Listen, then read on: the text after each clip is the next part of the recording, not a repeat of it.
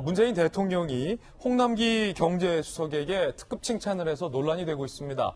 홍남기 경제수석은 이번 부동산 문제와 관련돼서 경실련 등이 주요 책임자, 즉 교체 대상으로 뽑은 대상이기도 하고 최근에 경제 지표를 너무 유리하게만 해석해서 자의적으로 읽었다라는 논란에 휩싸인 인물이기도 합니다.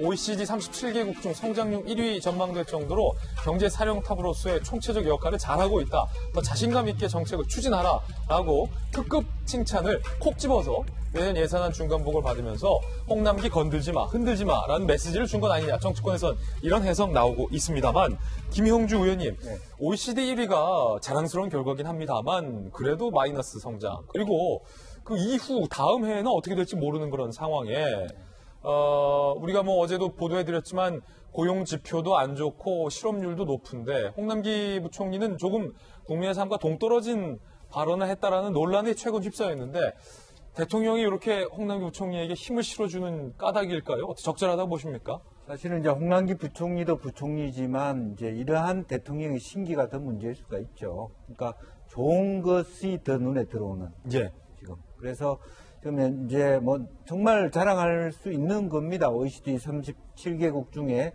성장률을 마이너스 1.2%에서 0.8% 유일하게 한국에 대해서 올렸고 그런 부분에 대해서 압도적 1위를 했다라고 하는 것이 충분히 홍보되고 자신감을 가질 수 있는 부분들이 있는 거죠. 그런데 장기적으로 그 리포트 안에 보면 한국의 어떤 고령화 사회라든지 미래의 지표가 상당히 만만치 않아요. 굉장히 어려운 구조들을 말하자면 갖고 있다라고 하는 것이 지적되고 있는데 그 부분에 대한 대비보다는 일단 잘 되고 있는 것에 급급해 하고 있다라는 측면이 문제가 되는 것 같습니다. 그리고 또 하나는 사실 그런 의미에서 홍남기 부총리를 앞세우려면 이 주택 공급에 대한 마이크를 홍남기 부총리가 잡아서는 안 되고 오히려 국토부 장관에 줘야 되는데 국토부 장관이 워낙 이렇게 공세에 밀리다 보니까 홍남기 부총리가 그렇게까지 않다 보니까 사실은 이제 여러 가지 쓸 수 있는 도구로서의 홍남기 부총리에 대한 말하자면 어느 정도의 기스 이런 용어가 적절한지 모르겠습니다만은